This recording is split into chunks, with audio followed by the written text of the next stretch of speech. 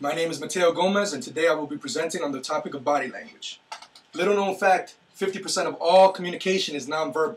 Our body is like a book. It can be read, and those who learn how to read it have an advantage over those who don't, because then you can tap into the subconscious of the person and understand what their mindset is at that moment. Body language is a universal language. It doesn't matter what size, religion, custom, or race you belong to. Body language is universal in all humans. We all have it. We may depict it in different ways, but it's the same basic thing.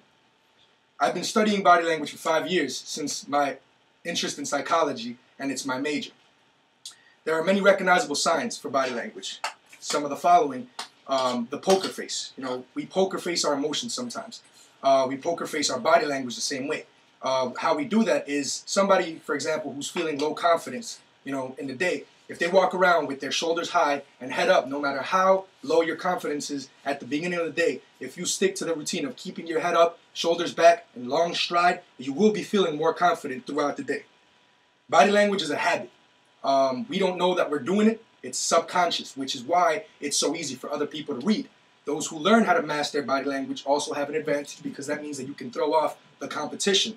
It's helpful in business, negotiations, diplomacy, you name it. The further the extremities are from the brain, the less control you have over them to depict body language. In other words, your hands and your feet, since they're the farthest from the brain, will depict more than, say, your hip posture or your knees would.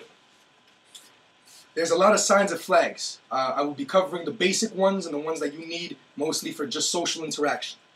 For example, closed hands over the chest. This means that this person does not want to talk. They don't want to have a conversation. They want to be left alone. If you approach this person, you will most likely experience rejection. In a conversation, if I'm having a conversation with a person with closed hands, that means that they're not listening to squat that I'm saying. They don't care what my topic is. They are keeping to themselves, and they already have their opinion, and they're sticking with it. Hands in pockets. This means dejection. This means low confidence. Because when you put your hands in your pockets, your shoulders go down immediately. Your head follows, and that depicts low confidence. This will most likely lead you to feel less confident, and in the end, it's not a good thing to have. Open palms means sincerity. Someone who approaches you like this is telling you that they have nothing to hide. This stems back from way back to our ancestors, when they used to approach the camps with hands open, saying, "I am not concealing a weapon, you can check me." Hands behind the head is something that signals superiority and confidence. You will most likely see bosses, CEOs, heads of chief of staff, whatever you call it. They will most likely be behind their desk with their hands over their head and their legs up on their desk. Also, someone who just passed the test, you will probably most likely seeing them sitting behind the desk with their hands behind their head.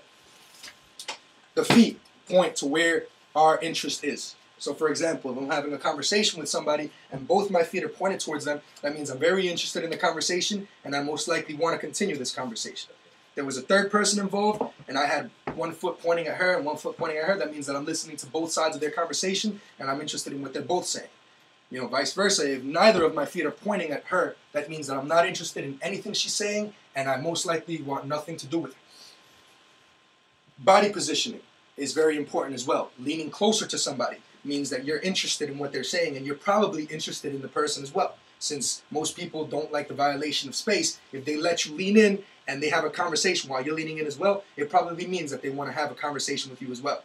Vice versa, if someone's leaning back away from you and you can sort of tell they look a little uncomfortable, they probably don't want to talk to you. Slouched, like I said, low confidence. You slouch, your head follows. Wherever your head follows, that's where your confidence goes. It's a key thing in body language. Head high, high confidence. Head low, low confidence.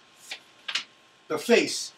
Like I said before, extremities, the farther away from the brain, the more they can depict. However, the face is the exception, because the face is right by the brain, and it has a lot of nerve endings that the brain shoots off subconsciously while we're interacting with other people.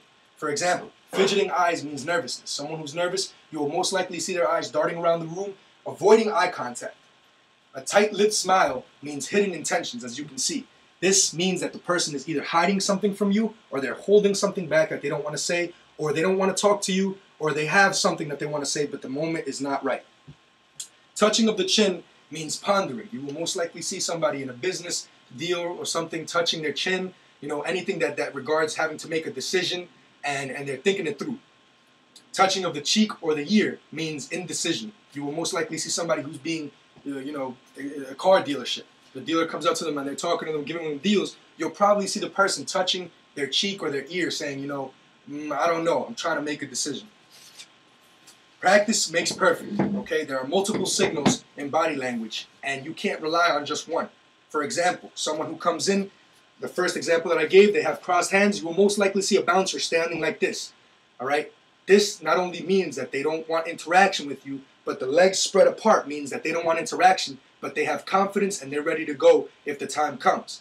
Another reason, open palm. Open palm is most likely given with slouching shoulders, which depicts, you're making yourself smaller for the person so that they understand that you are not trying to invade their private place in any way. You're just trying to say that you're not here as a threat.